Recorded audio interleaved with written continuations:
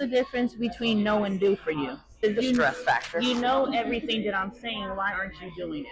Where's the self-control? Where's the I know better, but I'm choosing not to do better?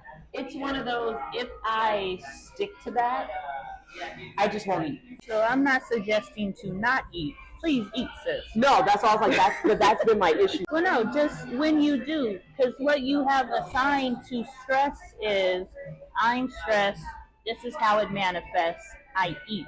Yes. So one, we have to figure out, one, how to manage stress, but until we figure out stress management, when I am stressed, is there a way that we can pivot away from eating, because that is self-destruction? And are you choosing self-destruction? You're already stressed, so that energy is fucking you off. Yes. So now you're on top of this stress shit that you're fucking your body off. Now you're eating stuff you're not supposed to eat at volumes you're not supposed to eat. And so now you have to say, at what point am I going to take self-control? Because the stress is self-destruction. Eating is self-destruction because you're not supposed to be eating these things. The overeating is self-destruction. So you're choosing 3 self-destructive behaviors that at some times you know what it is, but you're choosing not to do. What is it going to take to trigger in your brain to stop stress eating and manifest your stress differently? Think about it. How old is your oldest child? She's 9, so she'll fix her own food. I'm just thinking of level of maturity. Does she can use the air fryer? Yes, she does. Okay. That's what she uses. And she'll use the oven. When are you going to start teaching her how to cook? When I can actually get her to start eating it. So she's the picky eater. I cook things, she'll help me cook, and I can get her to taste it, but getting her to eat things out of her regular comfort food is a difficult. So what's your goal with her? Like, are you shaping her to be a wife, a mother, an independent woman? What is your goal with her? Right now, my goal is for her to get to know herself. Because I wasn't as self-aware as a child, I'm trying to make sure she's self-aware and that she can speak up for herself. Do you desire for her to have a family one day?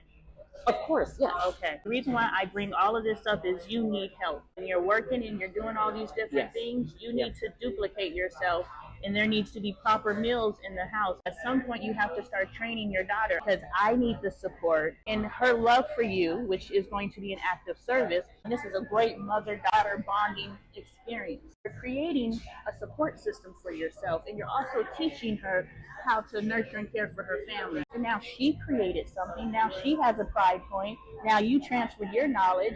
Now you're creating the woman that you want her to become. She's becoming the provider that you desire for her to be. And now she's eating the goddamn food. Right. So you're getting your win, plus you're creating your support, which is what you need. You're creating her future self by feeding into her present self.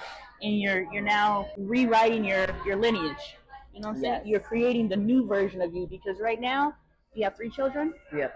Those 3 are the new version of you. And you have to decide what type of men are you creating. You have to decide what type of woman you are creating. Yes. And you feed into them as much as you choose, or you cripple them as much as you choose, i.e., I ain't going, because you're not promised to be here tomorrow, sis. Yes. That's just the God honest truth. Yes. So you have to transfer as much of you into your children as soon as possible. And if you love cooking, transfer that love for cooking to her. So even when you do go, she can go in that kitchen and be with you. Because this is an intimate time. This was an act of service. This is what me and my mama love to do. Yeah. You know what I'm saying? So give that gift to her and give that gift to you, so that at least your children are eating healthy meals. Yeah. At least when you do decide to go get in that kitchen, you got something good to snack on versus ordering up a meal. Just try this once a week, once a month. Yeah. Whatever frequency works for you, because it's a new thing to do. The key is consistency. Yes. So if we want to stop eating crap, we got to figure out a way to get the healthy stuff in here. Yes. And how can you grow your family in the process? So the stress eating, we can't blame any of our actions on anyone else. If your spouse is sending you into a space of self-destruction, either you need to stop giving your spouse that power over you, or you need to get rid of that spouse. So since we're keeping the spouse for now, you need to stop giving him that power over you. So in the moment you get ready to pick up whatever you're about to pick up, Say, I'm not giving him that power over me. I love me too much. You understand? Yeah. I love me too much. Let that be your mantra. When you get ready to eat something, I love me too much. And sometimes some shit, fuck that shit, I'm hungry. You know. Honestly, no, that needs to be the mantra, not just when it comes to eating. It needs to be for a lot of areas, because I don't love me enough has been the problem in itself. But now we're working on I love me too much. But we're only focused on stress eating. We can't solve all your damn problems in one day. No. But we're going to focus on this stress eating. This is going to be your homework, because we can't do anything about him without actually sitting down with him. And if you want to come into my space, you know who the I am. And you got to come into that energy. You have to know who the fuck you are. And the first place we are doing that in is stress eating.